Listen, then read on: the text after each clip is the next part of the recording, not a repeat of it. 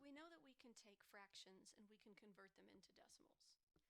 Sometimes when you take a fraction and you convert it into a decimal, you get a number that just stops, like it's what we call it terminates. It just naturally stops. So like 1 divided by 4, for example. It's 0.25.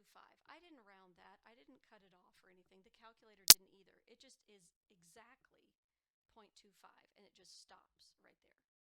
But then there's other fractions that when you divide them, like 1/3, 1 divided by 3, it gives you like decimals that just fill up the screen. So as big as the screen was, it would just fill it up, and it repeats, and it's got this pattern to it.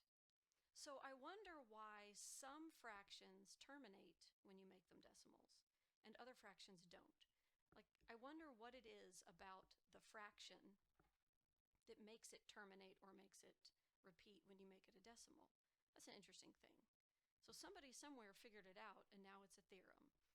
A rational number, a over b, in simplest form, so reduced down, can be written as a terminating decimal if and only if the prime factorization of the denominator, you got to look at the denominator, if the prime factorization contains no primes other than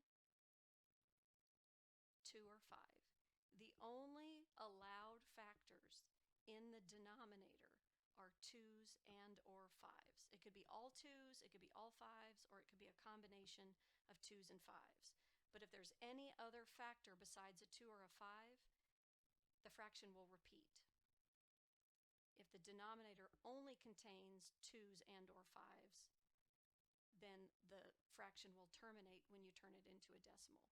The reason why is because if the fraction is going to terminate as a decimal, you have to be able to get the denominator to turn into like a 10 or 100 or 1,000 or 10,000.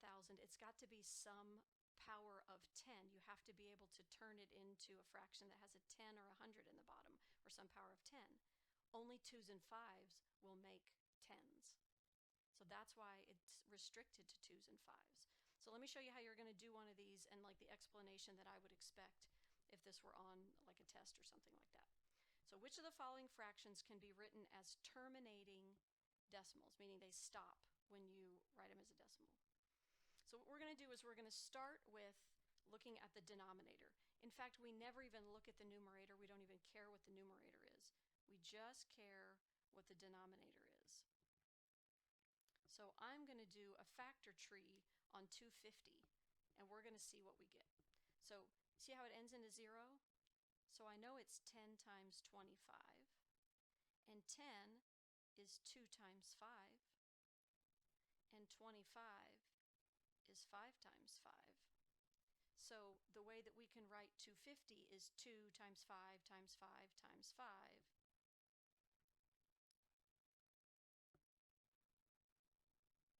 That denominator, prime factorization, consists of only 2's and 5's. So what that means is that this fraction will terminate. Because the prime factorization of the denominator contains only 2's and 5's. So watch. If we take 1 divided by 250, you get a decimal that just stops. You don't have to round it. It's 0.004 or 4 thousandths. That's what that turns into. But the calculator is not your justification. Your justification is this.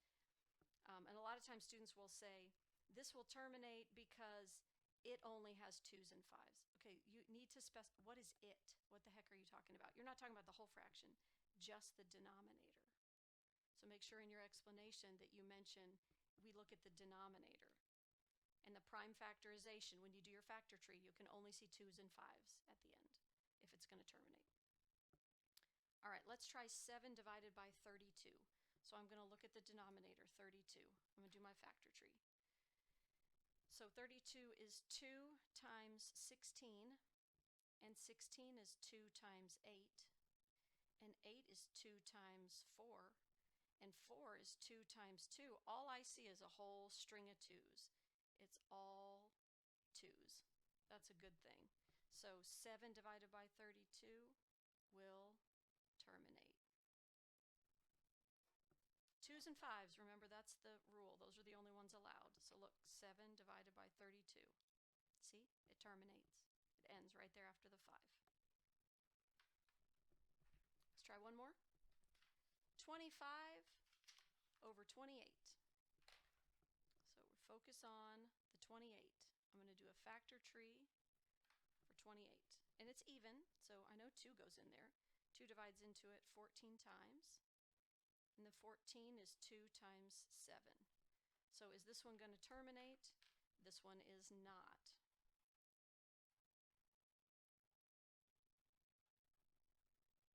If you see a factor that shows up that's like an outsider, right? He's not a 2 or a 5.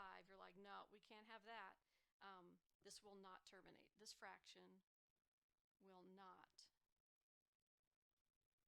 terminate.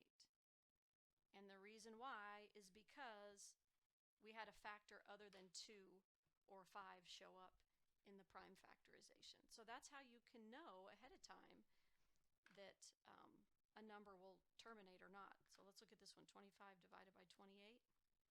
See, it goes on forever. It just keeps going, right? 892, 857, 143. Now, the calculator, the screen's only that big, so it did kind of round it here at the end. But if you were to do this on any other kind of like Excel or something, there would be, like the decimals would just keep going. And eventually you'd see some kind of a repeating pattern. But that's the rule for terminating decimals.